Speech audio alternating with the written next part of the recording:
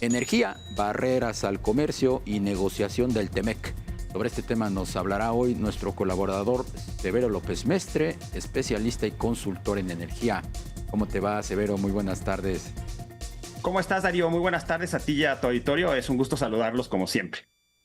¿Qué esperar de la negociación o revisión del TEMEC en materia energética?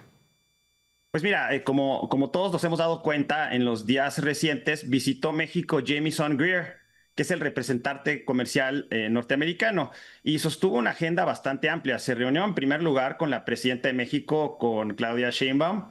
Se reunió también con el Consejo Mexicano de Negocios, con el Consejo Coordinador Empresarial, con representantes de la industria automotriz y de la industria acerera.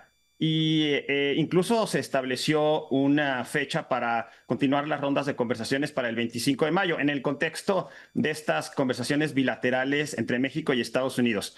En esta circunstancia hay que mencionar que Jamieson Greer presentó el 31 de marzo, Darío, un documento en Estados Unidos que se le llama el NTE, que son las Estimaciones Nacionales de Comercio. Ese documento lo presenta por ley tanto al presidente de Estados Unidos como al Congreso.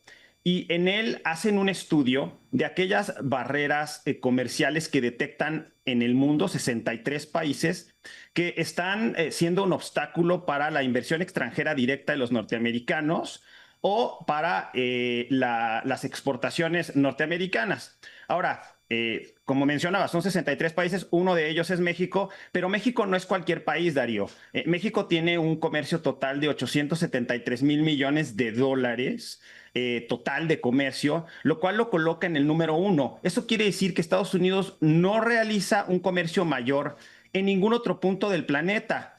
Eso le da un detalle a la negociación que va a haber con México muy importante. Tratan muchos temas, Darío, obviamente, pero yo voy a detallar o mencionar en tu programa solamente la parte de energía, que me parece muy relevante.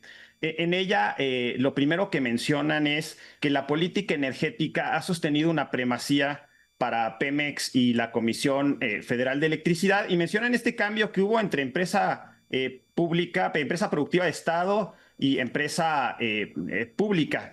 También hablan acerca de esta idea de prevalencia de la Comisión Federal de Electricidad con el nuevo marco regulatorio eléctrico, en donde dicen que en este esquema de inversión mixta, la Comisión Federal de Electricidad tiene el derecho al 54% de la inversión y además el 54% de la energía eléctrica que se inyecte al sistema eléctrico nacional.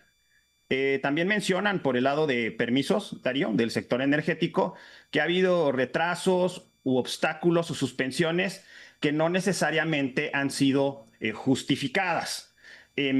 También por el lado de permisos de combustibles, Darío, mencionan que los plazos se han recortado, que en los permisos de comercialización de 30 años pasaron a 2 años y que de los permisos de importación de combustibles pasaron de 20 años a 5 años y que esas limitaciones pues no se le dan a Pemex.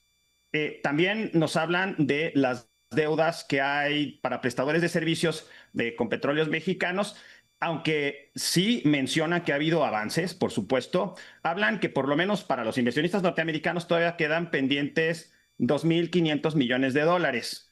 Estas observaciones van a estar sobre la mesa, pero hay una, Darío, que a mí me preocupa en lo personal, que es la parte de litio.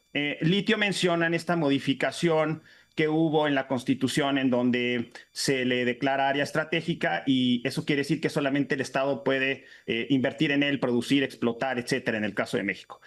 Me parece que el litio tiene un contexto diferente al resto de los insumos energéticos, porque no nada más es un insumo energético, sino se ha convertido en un tema geopolítico. No sé si tú recuerdas cuando los norteamericanos le subieron los aranceles a China y China hábilmente contestó reduciendo las exportaciones de minerales críticos a Estados Unidos, que son clave para la industria de semiconductores, por ejemplo.